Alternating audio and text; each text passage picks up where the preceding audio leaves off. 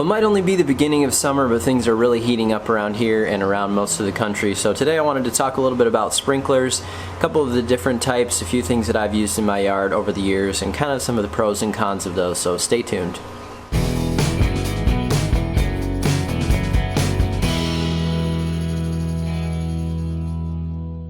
So when you go to the store to pick up a sprinkler, it's kind of likely that you're going to see a bunch of different kinds, and it's kind of confusing at first to figure out exactly which ones are the best kind for you, depending on the project you're doing, depending on how you want to water your lawn. So today I just want to touch on a couple of the most common types, and then also a system that I use in my yard that you might be interested in looking at. So first we have what's called an oscillating type.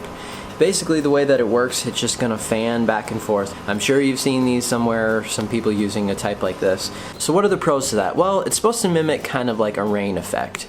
So it's supposed to be kind of like rain falling onto your yard naturally the way that it would. So the other pro with these is that they can normally cover a fairly large area, which is nice. This one that I happen to have here actually has a little water timer on it too, so you can set it right on here and then it will actually just shut itself off at that point. But there's of course the little adjustments here, how much you want it to fan, so you can set it to just go halfway or all the way or part way.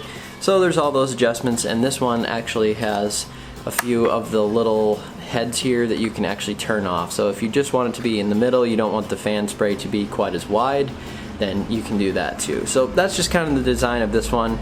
Some of them have that type of thing, some don't, but it's pretty much going to be similar if you get a fan oscillating type. So what could be the cons to this? Well, I'd say the majority is it just doesn't put down a whole lot of water, so it does take quite a while to get an area watered and get it watered thoroughly down into the ground. The other thing would be is that you need some really still conditions for this because it's going to be quite affected by the wind. So that means that especially if you're trying to do a project with this, like where you might be using it to water some seed or a seeding project or something like that where you might have to water during the day, it's very affected by the wind because you're going up into the air, the wind blows it all around. Overall, this is not my favorite type. It does have some uses, but I've kind of grown past this now and I haven't used these in a while, except for my wife does use them for her garden area sometimes because it's kind of a gentle raining down onto her garden.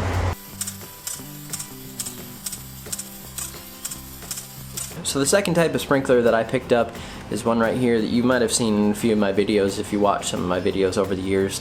This is an impact sprinkler, and this particular one from Knorr, and I'll put a link to all this stuff in the description, all these types of sprinklers. But I got this after I kind of realized that those oscillating sprinklers just weren't going to put down as much water as I had hoped. So especially for a large backyard like I have, I kind of moved to something like this just because the impact puts down a lot more water, so you can kind of soak things down quite a bit quicker than with that oscillating type. So the way that this works here is pretty simple actually, but it looks more complicated than it is. You got some little tabs here.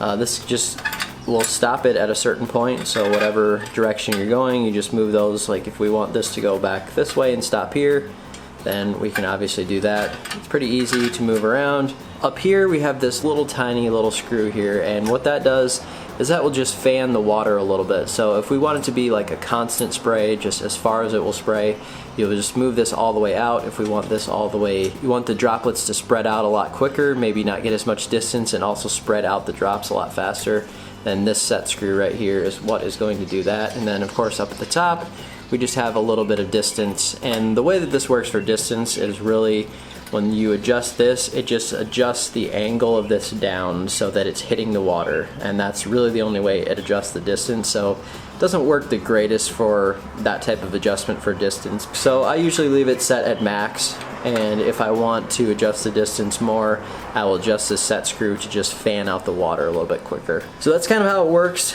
and again, the benefits are just that it puts down a lot more water a lot more quickly. As it says, it's impacting into the ground, so we're forcing the water down into the soil, and it doesn't just kind of sit on top, it really forces it down through the grass blades.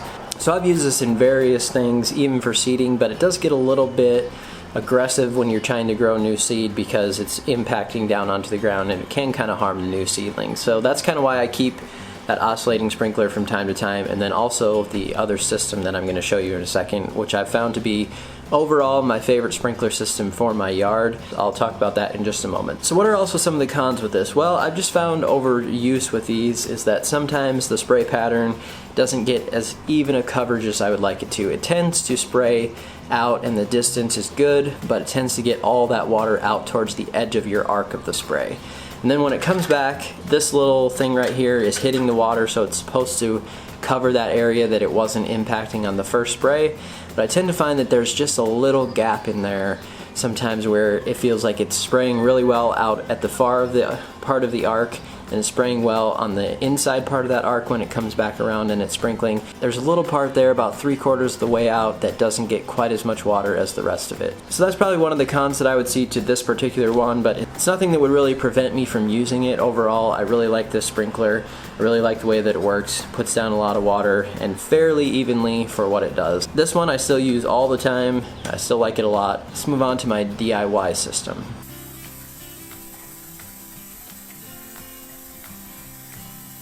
So this next system is one that I've made a couple of videos about on my channel as well, so I will link those in the description if you'd like some more in-depth information about it. But this is something that a friend of mine showed me a couple years ago, and I just really loved this idea, so I built a couple of these. So actually now I have these kind of set up in my front yard.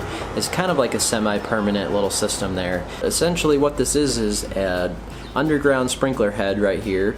So this would be typically in an in-ground system, and the only thing we did was take this, add it to a sprinkler spike. So what this is just a little spike here that has connections for a regular garden hose. This just goes into the ground like this. We put the sprinkler top on there, and then what's nice about these is that you can move them throughout your yard. You don't have to have them set in place, and you don't have to dig up and do all that work that is involved with an in-ground sprinkler system. Now don't get me wrong, an in-ground sprinkler system is very nice to have. It's very useful in a lot of ways. You can set the schedules, you can do a lot of things without having to move sprinklers around. So this isn't a perfect solution, but for me right now, I'm looking at possibly getting some irrigation in the future, but right now this thing really works pretty well for me. And since I've figured out my yard and how kind of I need to set these up, they're kind of in a semi-permanent location anyway, and it's not too difficult for me to move them around. Just a sprinkler spike, there's a little tiny little riser to connect this spike to the sprinkler head right here, and then of course you can change these heads up on top as well. So these you can get different distances, different angles, all that stuff. So I use this for pretty much everything in my yard now. I've used it for seeding projects, I've used it for just general watering, and the pros of it are that, especially with this system, I found that it doesn't take a whole lot of water pressure to add like 3 or 4 of these together and still cover a pretty good distance. Number 2 would be, this is the Hunter MP rotator, so these rotate around with kind of a gentle, it's almost like an oscillating type rain effect onto the yard, so it's very gentle. It's really nice for seeding. It's not going to hurt any of your seed growing in, or any of your grass growing in I should say, but it also takes a long time to water and get a significant amount of water down on the ground. So the pros of that are that the ground is able to soak it in a little bit slower, and it's supposed to be more efficient that way so you don't get any runoff. That is nice, but these put down roughly, if you're using the 22 to 30 foot head, they put down roughly about 0.44 inches of rain per hour. So if you wanted to put down an inch of water, you're going to need probably like 2 and 2.5 hours, something like that. Now it's always best to test this because you're going to want to overlap these a little bit. So then it's good to put out some kind of can there or rain gauge into the yard and test how much water is actually coming down. So don't go necessarily by what they're saying is coming out of here, but it should be roughly close to that. So just keep that in mind. This takes a little bit longer to get a significant amount of water down onto the ground, but they're not as affected by wind. They're very gentle for seed, and it just works really well. Overall, I would say this is my favorite system that I have. That's some of my thoughts on the sprinklers, different types of them, some of the pros and cons. If you have any thoughts on sprinklers that you've used in your yard, some things that have worked out well for you or not worked out so well, please leave them in the comment section below so we can all have a discussion there and learn some things. Thanks so much for watching this one. We'll see you next time.